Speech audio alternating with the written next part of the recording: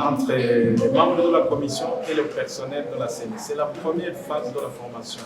L'objectif, c'est de pouvoir former à son tour les structures décentralisées de la CENI, à savoir les commissions électorales provinciales indépendantes, et ces dernières vont former les commissions électorales communales indépendantes, et ces dernières, encore une fois, vont former les différents agents électoraux qu'on utilise à travers tout le pays.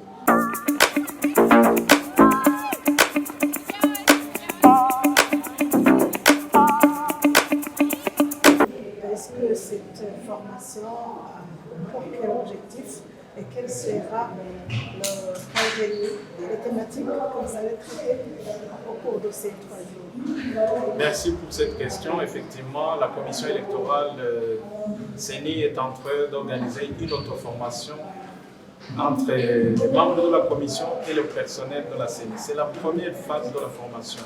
L'objectif, c'est de pouvoir former à son tour les structures décentralisées de la CENI, à savoir les commissions électorales provinciales indépendantes, et ces dernières vont former les commissions électorales communales indépendantes, et ces dernières, encore une fois, vont former les différents agents électoraux qu'on utilise à travers tout le pays. Donc c'est un travail à la chaîne. On commence par la CENI et puis ces structures décentralisées. Les thématiques, il y en a une vingtaine. Ça parle de tout le processus électoral, en commençant par le cadre électoral, le cycle électoral, la gestion du contentieux électoral, le fonctionnement de la CENI, les partenaires électoraux, l'observation électorale, l'accréditation des observateurs. C'est toutes les activités relatives à l'organisation d'un scrutin crédible et transparent. Quel sera l'apport supplémentaire par rapport aux connaissances que vos employés avaient, parce que vous venez juste d'organiser les autres élections. Vous savez, il faut recycler les connaissances et les mettre à jour.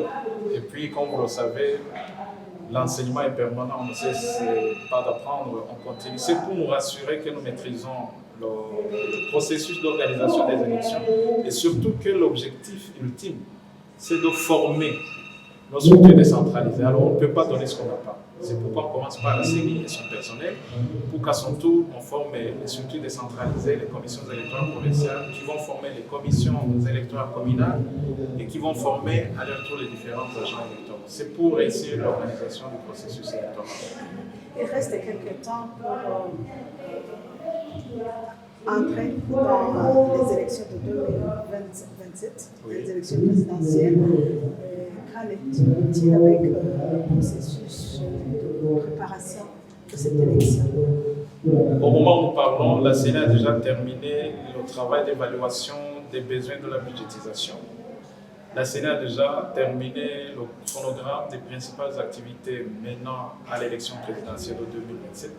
Je vous dirais aussi que même le calendrier électoral est déjà prêt, seulement ce n'est pas encore le moment de le rendre public, mais le calendrier est déjà prêt. Merci. Voilà là où on est.